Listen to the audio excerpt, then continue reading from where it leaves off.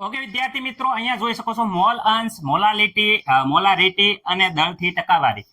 પ્રશ્ન નંબર 3 છે. દરેકની વ્યાખ્યા આપવાની છે. વિદ્યાર્થી મિત્રો, વ્યાખ્યા તમને આવડે છે. આમાં કઈ મોલ અંશનું સૂત્ર તમને બધાને ખબર છે કે ભાઈ ઘટકના મોલ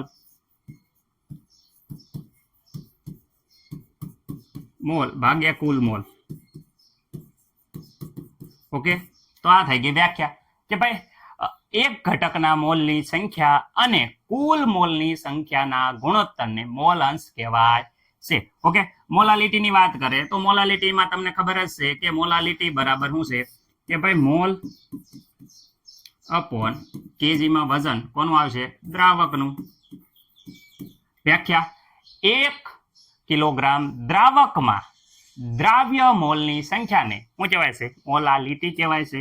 હવે અહીંયા મોલારિટી તો વિદ્યાર્થી મિત્રો શું આવે? Mall upon litre. કોનું લીટર? દ્રાવણ લેવાનું છે લીટરમાં, તો આનું આવે. તો વિદ્યાર્થી મિત્રો અહીંયા કાંઈ નહીં, 1 કિલોગ્રામ દ્રાવકમાં શું છે? દ્રાવ્ય મોલની સંખ્યાને શું કહેવાય? મોલાલિટી. અહીંયા 1 લીટર યાદ રાખવાનું, દ્રાવણ. વિદ્યાર્થી મિત્રો શબ્દ ખાલી એટલો છે, દ્રાવક, અને અહીંયા આવે દ્રાવણમાં મોલની સંખ્યાને શું કહેવાય છે? મોલારિટી કહેવાય છે. અને વિદ્યાર્થી મિત્રો W/W ની વાત કરે તો W/W પર્સન્ટેજ તો કોને કહેવાય? તો ઉપર વિદ્યાર્થી મિત્રો દ્રાવ્યનું વજન અને નીચે શું હતું? દ્રાવણનું વજન. રેડી? ગુણ્યા 100. આ સૂત્ર હતું. તો અહીંયા સીધી વ્યાખ્યા થઈ જાય છે કે 100 ગ્રામમાં, યાદ રાખો, 100 ગ્રામ દ્રાવણમાં